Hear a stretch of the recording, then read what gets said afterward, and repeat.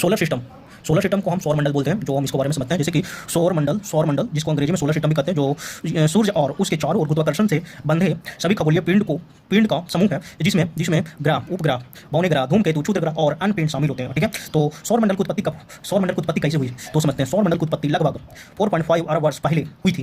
कितना वर्ष पहले हुई थी? 4.5 अरब वर्ष पहले हुई थी, जब एक विशाल गैस और धूमकेतु बादल का गुरुत्वाकर्षण से पतन हुआ था। उस बादल के केंद्र में सूर्य का निर्माण हुआ और बाकी का पदार्थ ग्रहों और अन्य खगोलीय पिंडों का निर्माण करने के लिए जमा हो गया। ठीक है, अब इसको सौर मंडल के प्रमुख घटक के बारे में पढ़ते हैं। जैसे कि सूर्य कैसा होता है, सूर्य उपग्रह, जैसे सूर्य है और उपग्रह, बौने ग्रह, धूमकेतु, क्षुद्र ग्रह, ग्रह, तो समझते हैं सूर्य के बारे में। तो सूर्य है सौर मंडल का केंद्र है। अब क्वेश्चन पूछा जाएगा आपसे कि सौर मंडल का केंद्र कौन है, तो सूर्य हो जाएगा। एक तारा जो प्रकाश और ऊष्मा का प्रदान करता है।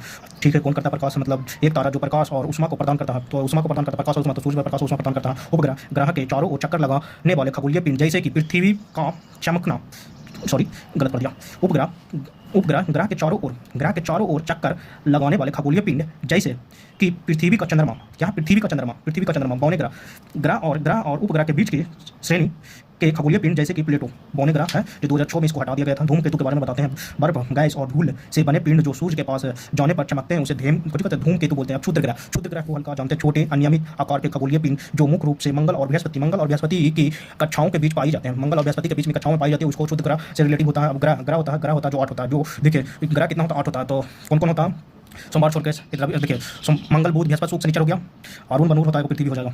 ठीक है, इसको में देखिए क्या दिया गया है। तो देखिए बुध दिया गया, शुक्र दिया गया, पृथ्वी दिया गया, मंगल दिया गया, बृहस्पति दिया गया और शनि और यूरेनस और नेपच्यून दिया गया। ठीक है, अब देखिए वही है। ठीक है, हमारे सौर मंडल में स्थित है, उसको आकाशगंगा या मंदाकिनी या दुग्ध मेखला कहते हैं। आकाशगंगा, मंदाकिनी, इसी को सौर मंडल को बोला जाता है। प्रकाश में निर्वात कितना होता है? प्रकाश में निर्वात कितना होता है? 3 लाख किलोमीटर पर सेकंड बोल सकते हैं हम इसको, या 3 × 10⁸ मीटर पर सेकंड बोलते हैं। मीटर पर सेकंड की गति एक वर्ष में चली गई प्रकाश वर्ष होती है। ठीक है, तो एक बार बहुत ज़्यादा क्वेश्चन पूछा जाएगा। ठीक है, प्रकाश वर्ष खगोलीय दूरी ज्ञात करने की इकाई होती है। पूछेगा प्रकाश वर्ष की किस में मापा जाता है? दूरी मापा जाता है। ठीक है, इसे किसको मापा जाता है? भी पूछता है। आजकल भी पार्शेक भी दूरी मापने की इकाई है। वही वाला क्वेश्चन है। दूरी नापने की इकाई को मतलब प्रकाश वर्ष होता है, जो दूरी को मापता है उसको कोटि बोलते हैं, पार्शेक बोलते हैं। मापने की इकाई को बोला तो 3.26 प्रकाश वर्ष के बराबर होती है। ठीक है, और आगे मैं बताता हूँ।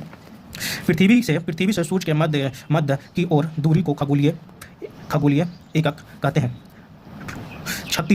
छठी शताब्दी के भारतीय खगोलविद बर्राहमिहिर ने सर्वप्रथम यह बताया कि चंद्रमा पृथ्वी का चक्कर लगाता है। सूर्य है, देखिए सूर्य है इस प्रकार, जो ग्रह है जो इसको बताएगा। फिर सूर्य ब्रह्मांड के केंद्र में स्थित होता है। सूर्य एक तारा है जो सौरमंडल के समस्त ऊर्जा को स्रोत है, मतलब सूर्य सौरमंडल का स्रोत बोला जाता है। तारा जब बनते हैं, जब गैस और धूलिकण विशाल बादल गुरुत्वाकर्षण के प्रभाव को ढल जाते हैं, अतः सूर्य एक गैस का गोला